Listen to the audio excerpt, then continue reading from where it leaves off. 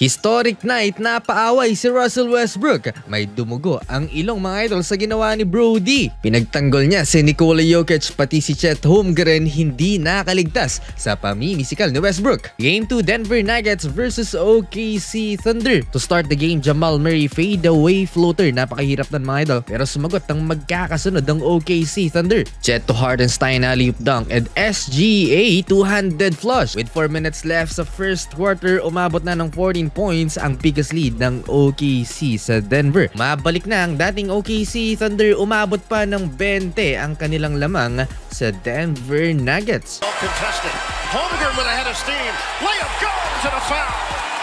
Hype na yung crowd sa pag-take over ni SGA. Pinasok naman off the bench ang former MVP ng OKC na si Russell Westbrook. Instant impact. Pull-up jump shot at 3-point basket sa corner ni Brody. Pero hindi niya nagustuhan yung pamimisikal ni Jalen Williams. Kay Nikola Jokic nagpahabol pa ng tulak. Sumugod naman itong si Russell Westbrook para ipagtanggol si The Joker. Nakisali din itong si Cason Wallace pero si Russell Westbrook lang ang tinawagan ng technical foul. Lumalabas ang competitive nature ni Russell Westbrook pero hindi sila competitive as a team dito sa first quarter. A 45-21 advantage for OKC at the end of first quarter. Perfect game for Shai Gilgeous-Alexander, 404 sa field. Ganon din si Isaiah Hardenstein with 3 out of 3 naman shooting as a starting center.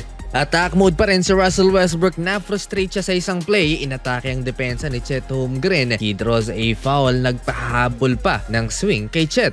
In fairness kay Brody, kahit mainit yung ulo niya dito sa first half, magandang nilalaro niya. Yun nga lang maga yung lamang ng OKC. Without SGA, 27 points na ang hinahabol ng Denver Nuggets, 57-50. May 9 minutes pa sa second frame. Kulang ang dalang energy ni Russell Westbrook para mahawaan ang kanyang mga teammates. Parang Great Wall of China naman ang depensa ng OKC Thunder sa ilalim. Fakes up, Caruso drives in and blocked by Holmgren. Blocked again! Ang problema ng Denver Nuggets ang kanilang inconsistency. Hindi rin sila gaano makakuha ng rebound. Tatala sila ng puntos, 2-3 field goals naman ang laging sagot sa kanila ng OKC Thunder. 6 players ng home team ang nakapagtala ng double-digit scoring sa first half. Westbrook upstairs, slammed down.